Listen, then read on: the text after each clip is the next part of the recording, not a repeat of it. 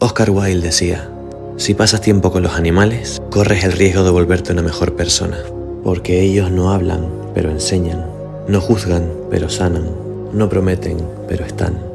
Porque en un mundo que corre sin frenos, ellos te enseñan a detenerte, a respirar, a sentir, a mirar con el corazón y a ser más humano.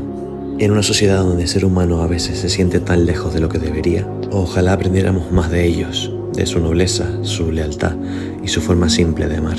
Quizás el verdadero progreso no está en avanzar más rápido, sino en aprender a valorar lo que realmente importa.